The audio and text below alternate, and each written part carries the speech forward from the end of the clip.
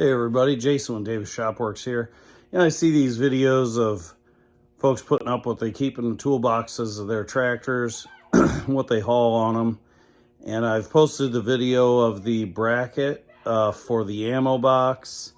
I posted a video about putting a logo on the ammo box, toolbox for the tractor. And so I thought I'd just show you what do I actually carry in the box, or what actually fits in that box. So let's take a look inside. So first off, I just want to say that this is a tool I got from Tractor Supply, and it's got an alignment pin on it, which has been pretty good for helping me to hook up the box blade. I can line it up pretty decent. It's got the adjustable wrench to it, which has been pretty nice. I can't remember exactly the name of this tool, but I'm planning on attaching it to the tractor some way, some shape, some form. This is the #1 tool that I keep on the tractor. Now, as far as the box, so if you see my toolbox video, we got an ammo box on there, and I put a logo on it and everything. And it looks really good, I feel like, and I've been really happy with it. I've got the original box blade pins in there. The keepers for those are currently attached to the ballast box that's attached to the tractor. I bought myself a few pins that I've not finished removing the stuff off of. I need to do that. Anyway, I've got two for the bottom, the 7/8 pins, and 1 3/4 pin for the top. So those fit in there. I've got these little pins which actually go to that project for the pull plate and the extension arms. I keep them in a medicine bottle. And then I kept another medicine bottle that was taller for the pins that go to these pins here.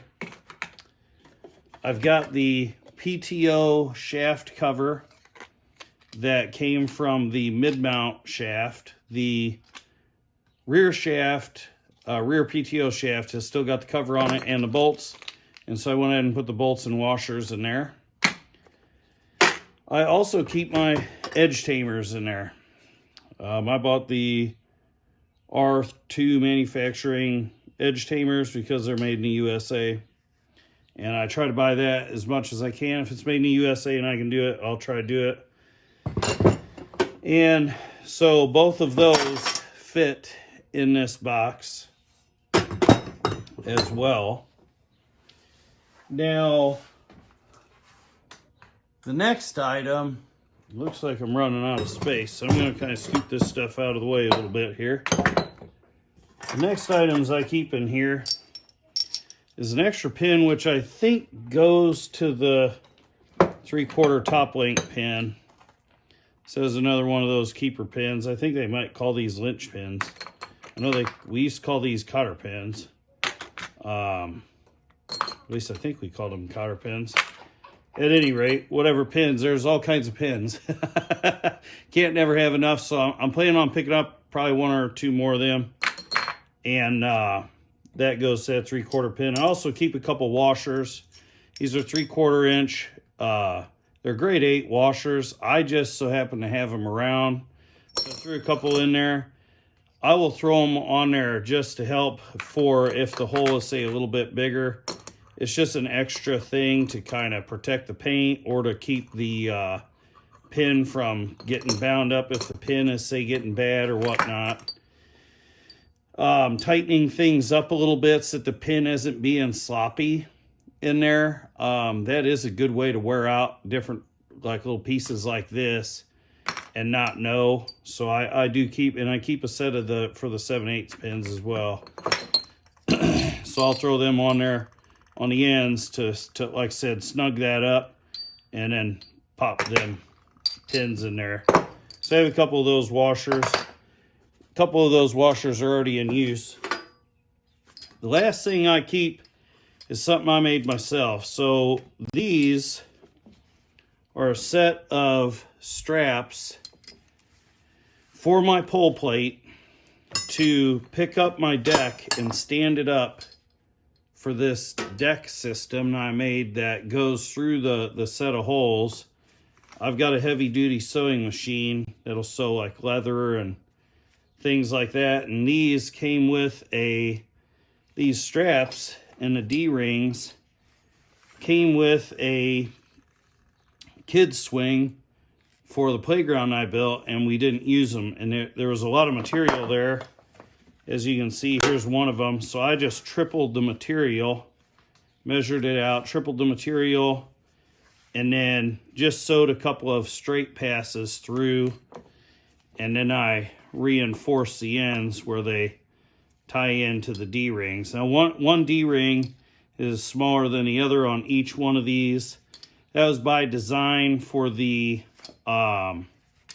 kids' toys, because you would pass one through and then pass it around, and that's how you could attach it to like limbs and stuff like that. So there's one for each side of the deck, and then the pole plate, I just put them both in the hook and pass it through, and then I can stand the deck up and store it, put the axles on it and store it. So I'll show those sometime, but anyway, that's what I keep in this toolbox. Anyway, I hope that you found that video to be kind of cool. I mean, I always like seeing what guys are keeping in their toolboxes on our tractors and stuff, because it makes me think of the things that maybe I should carry with me. There was a manual holder that they attached to the back of the seat. I've pulled the manuals out, and I put them in like a clear sleeve sheet, and then I binder that all up, and I keep them in my shop or maybe even in the house. Take better care of them. It's probably a little overkill. Sometimes it comes in a book that's just three-ring binder bound, punched, the hole punches. And if I can't clear sheet them and then binder them up, then I put those in a binder and I'll keep them. But at any rate, I might throw my gloves in that little deal that they put at the back of the seat. Anyway, I hope that you found it interesting. I hope that you'll comment down below. Let me know what kinds of things you keep in your toolbox on your tractor, and maybe give me some ideas of some other stuff, and maybe I need to make another toolbox holder. Keep more stuff with me. But anyway, thanks for hanging out with me today, checking this video out. You have a great day, and I'll see you in the next video.